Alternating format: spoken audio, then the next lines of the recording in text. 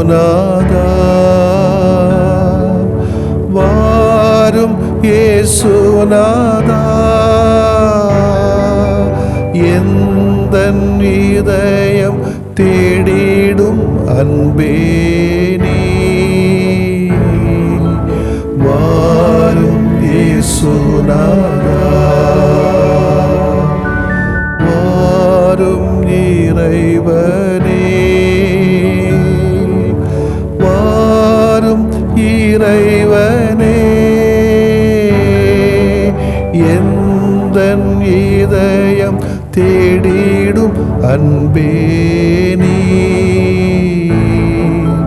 வாரும் இறைவனே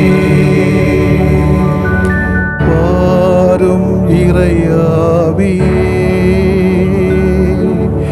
வாரும் இறையாவியே எந்தன் இதயம் தேடிடும் அன்பே நீ வாரும் இறையாவியே.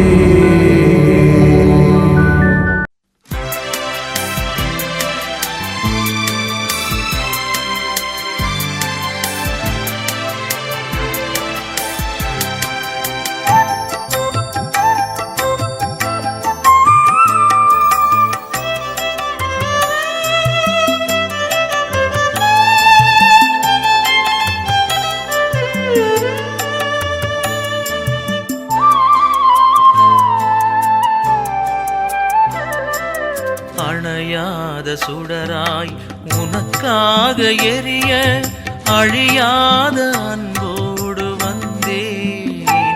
புது பலியாக நானாகி பணிவாழ்வு புரிய அகலாக என் நெஞ்சம் தந்தேன். நான் அகலாக என் நெஞ்சம் தந்தேன். அணையாத சுடராய் உனக்காக எரிய அழியாத அன்போடு வந்தேன். புது பலியாக நானாகி பணிவாழ்வு புரிய அகலாக என் நெஞ்சம் தந்தேன். நான் அகலாக என் நெஞ்சம் தந்தேன்.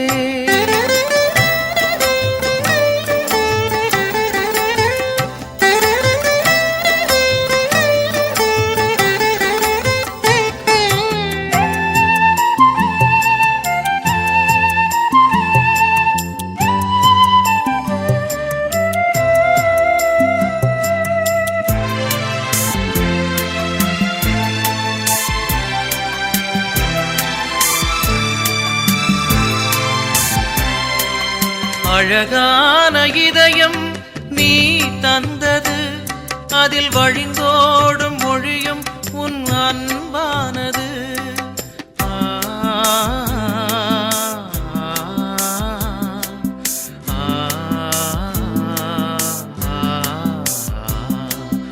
அழகான இதயம் நீ தந்தது, அதில் வழிந்தோடும் மொழியும் உன் அன்பானது. அன்பாவும் அன்பே என் வாழ்வாகிட, அன்பாவும் அன்பே என் வாழ்வாகிட, இனி எனதான எல்லாமே உன் சொந்தமே. அணையாத சுடராய் உனக்காக எரிய அழியாத அன்போடு வந்தேன். புது பலியாக நானாகி பணிவாழ்வு புரிய அகலாக என் நெஞ்சம் தந்தேன். நான் அகலாக என் நெஞ்சம் தந்தேன்.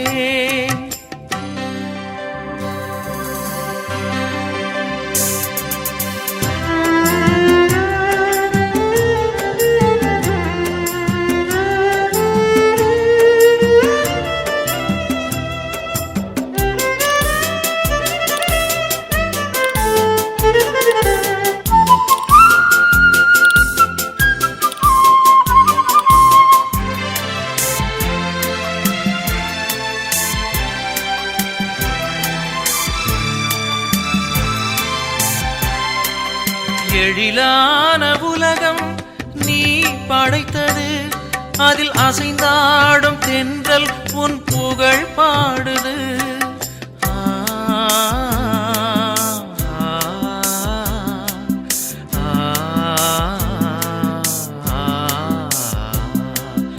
எழிலான உலகம் நீ படைத்தது, அதில் அசைந்தாடும் தென்றல் உன் புகழ் பாடுது. தேவா உன் நிலையன்பு எனில் தங்கிட, தேவா உன் நிலையன்பு எனில் தங்கிட, இனி திசையெங்கும் உன் பாடல் நானாகுவேன். அணையாத சுடராய் உனக்காக எரிய, அழியாத அன்போடு வந்தேன். புது பலியாக நானாகி பணிவாழ்வு புரிய, அகலாக என் நெஞ்சம் தந்தேன். நான் அகலாக என் நெஞ்சம் தந்தேன். அணையாத சுடராய் உனக்காக எரிய, அழியாத அன்போடு வந்தேன்.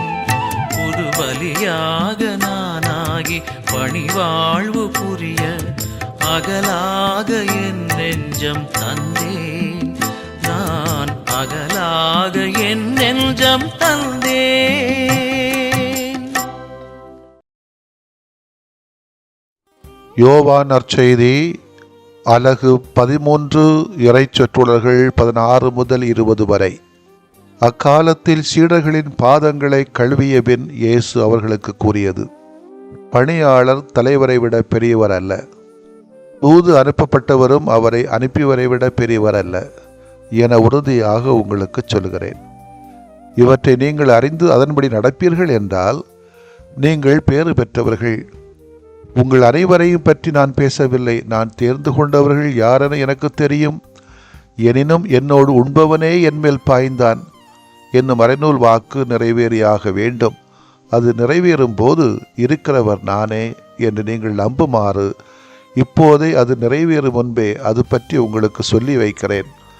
நான் அனுப்புகிறவரை ஏற்றுக்கொள்பவர் என்னையே ஏற்றுக்கொள்கிறார், என்னை ஏற்றுக்கொள்பவர் என்னை அனுப்பியவரையே ஏற்றுக்கொள்கிறார் என உறுதியாக உங்களுக்கு சொல்லுகிறேன்.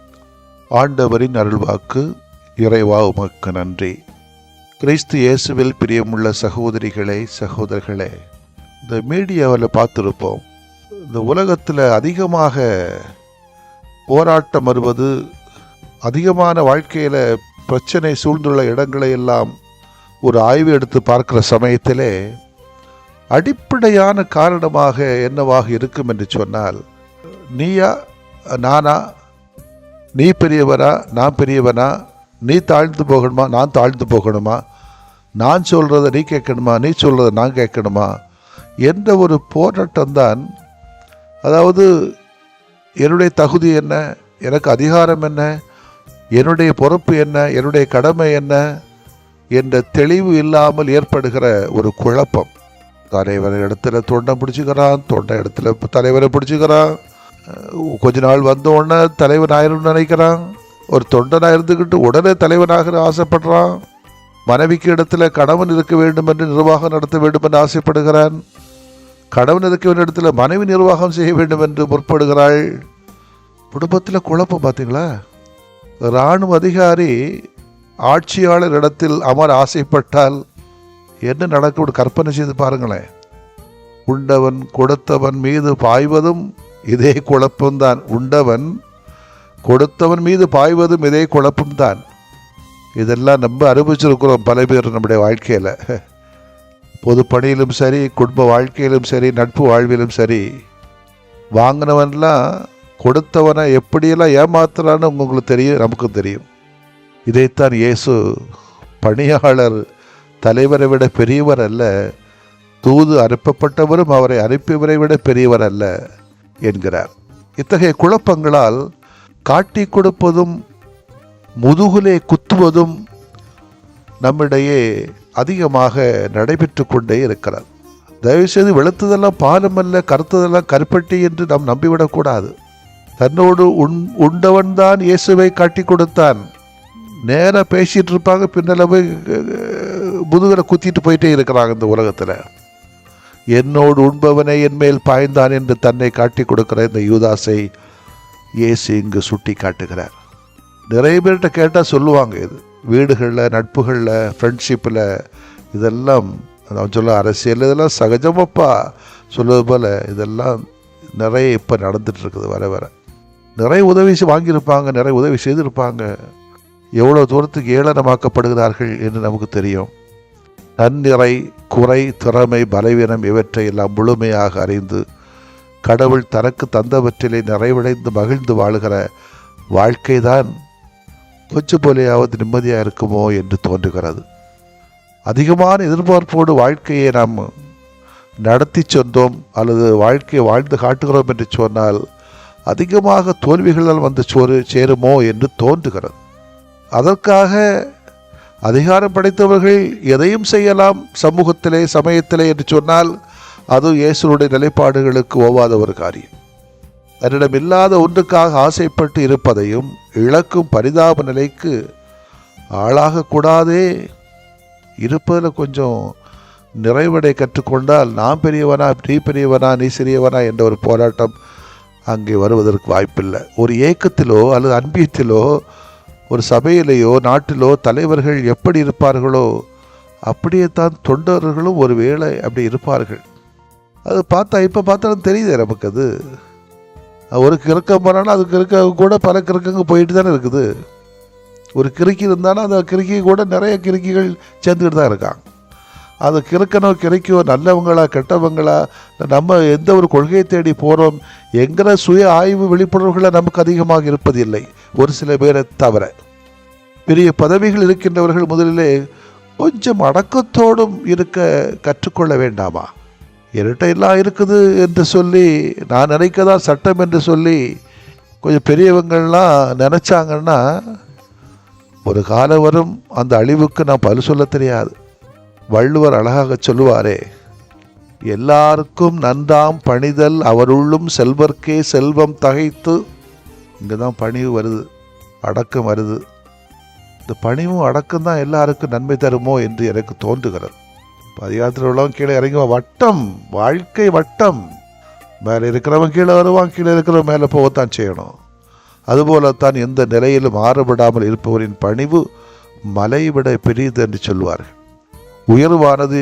இதனை மாற்று வழியில் கிராமப்புறங்களிலே கூறக்கூடிய வார்த்தை, அற்பனுக்கு வாழ்வு வந்தால் அர்த்த ராத்திரியில் கொடைபிடிப்பான் என்பார்கள். இது தவறான சிந்தனையோ? இத்தகைய ஒரு கருத்தினை தான் இயேசு தன் சீடர்களுக்கு கற்றுக் கொடுக்கிறார். ஏனென்றால் பணியாளரின் மகத்துவத்தை சீடர்கள் உணரவில்லை. இயேசு தன் சீடர்களோடு கலிலேயா பகுதிக்குள்ளே வருகிறார். அப்பொழுது சீடர்கள் தங்களுக்குள் யார் பெரியவர் என்ற சிந்தனையில் பேசிக்கொண்டு நடக்கிறாங்க. எதற்கென்றால் நிறைய சீடர்கள் கலிலேயா பகுதியினை சார்ந்தவர்கள் தான். எனவே தன் சொந்த ஊர் என்பதனால் தங்களை பெரியவனாக காட்டிக்கொள்ள விரும்புகிறார்கள். தங்களை தலைவர்களாக கருதப்பட வேண்டும் என்ற நோக்கத்தில் பல காரியங்களை செய்கிறார்கள். இயேசு இதனை தன் எண்ணத்தில் எடுக்கிறார். தன் இறப்பிற்கு பின் பணி என்பது அதிகாரத்தில் சென்று விடுமோ என்ற எண்ணத்தில் தான் இறுதி ராவுடவும் போது சீடர்களின் காலடிகளை கழுவி, பணி வாழ்வு என்பது பெறுவதில் நிறைவடையக்கூடாது, மாறாக புரிவதில் நிறைவடைய வேண்டும். அதை கொஞ்சம் பணிவோடும் அடக்கத்தோடும் நம்முடைய நற்செயல்களால் செய்து பார்ப்போம். நாமும் சுட்டி காட்டப்படுவோம். ஆமேன். மன்றாடுவோமாக. எங்களை உமது பணியாளர்களாக உமது மனநிலையோடு எங்களை பணி செய்ய அழைத்தமைக்காக நாங்கள் உமக்கு நன்றி செலுத்துகிறோம். உமது பணியாளர்களாகிய நாங்கள் உம்மை பின்பற்றி பிறருக்கு பணிவிடை செய்து வாழ எங்களுக்கு பணிவையும் அடக்கத்தையும் தாரும். ஆமேன். உங்களுக்கு கடுகளவு நம்பிக்கை இருந்தால் நீங்கள் இம்மலையை பார்த்து, இங்கிருந்து பெயர்ந்து அங்கு போ என கூறினால் அது பெயர்ந்து போகும்.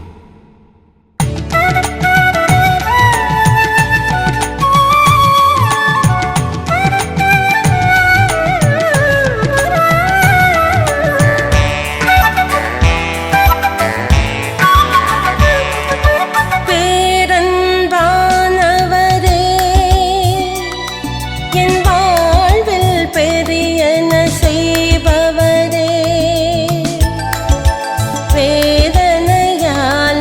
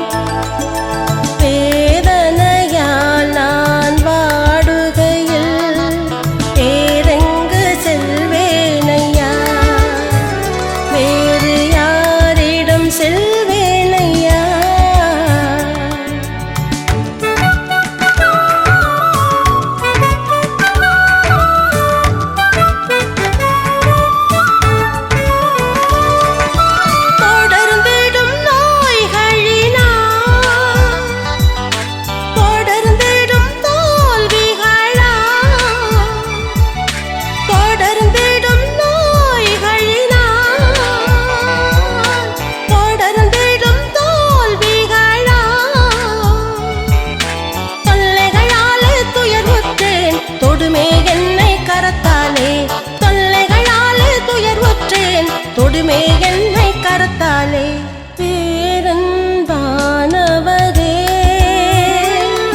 என் வாழ்வில் பெரியன செய்பவரே வேதனையால் நான் வாடுகையில் வேறெங்கு செல்வேனையா வேறு யாரிடம் செல்வேனையா பேரன்பானவரே என் வாழ்வில் பெரியன செய்பவரே வேதனையால் நான் வாடுகையில் வேறெங்கு செல்வேனையா வேறு யாரிடம் செல்வேனையா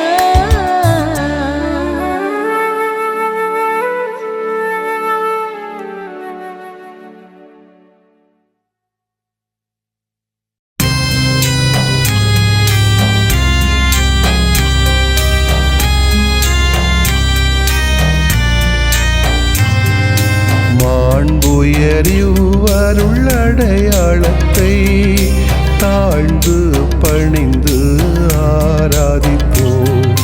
பழைய நியம முறைகள் அனைத்தும் இனி மறைந்து முடிவு பெறுக. புதிய நியம முறைகள் வருக. புலன்களாலே மனிதன் இதனை அறிய இயலா. குறைகள் நீக்க நம்பிக்கையின் உதவி பெறுக.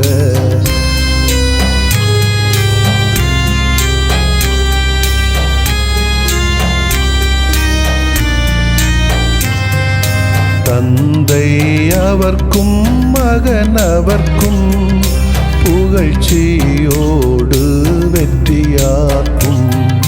மீட்பின் பெருமை மாட்சிமையோடு வலிமை வாழ்த்து யாவுமாக. இருவரிடமாய் வருகின்றவராம் தூய ஆவியானவர்க்கும்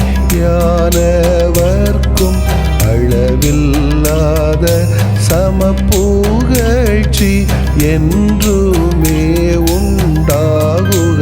ஆமென்.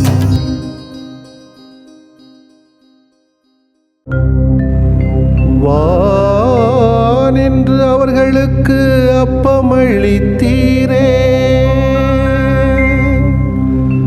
இனிமையெல்லாம் தன்னகத்தில் கொண்ட அப்பம் இதுவே.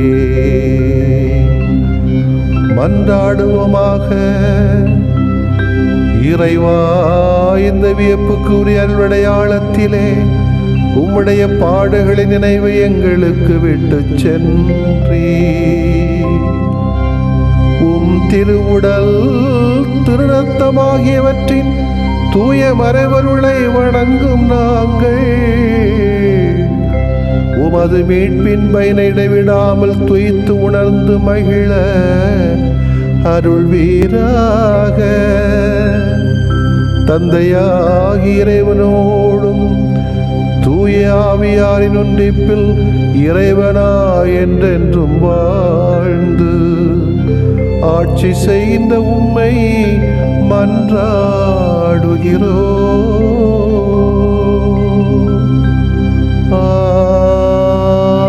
ஆமென்.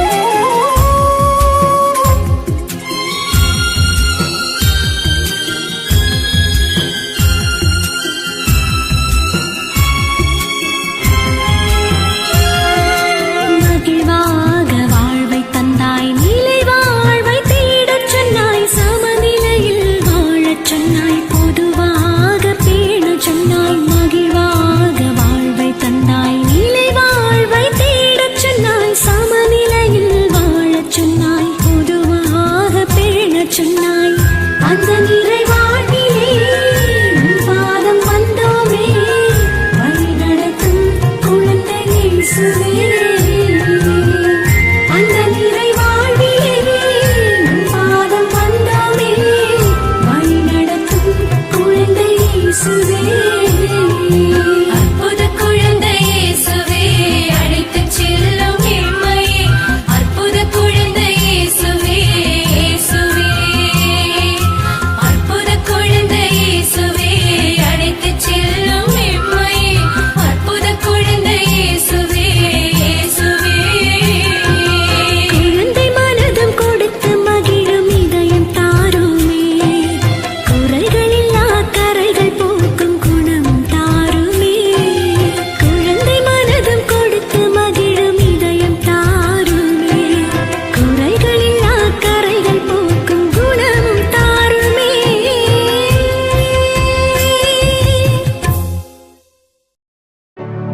நிலையான புகழுக்குரிய தூய இறை நன்மைக்கு எல்லா காலமும் தொழுகையும் புகழும் போற்றியும் ஆட்சிமையும் உண்டாக கடவது போற்றியும் ஆட்சிமையும் உண்டாக கடவது. தந்தை மகன் தூய ஆவியாரின் பெயராலே ஆமென்.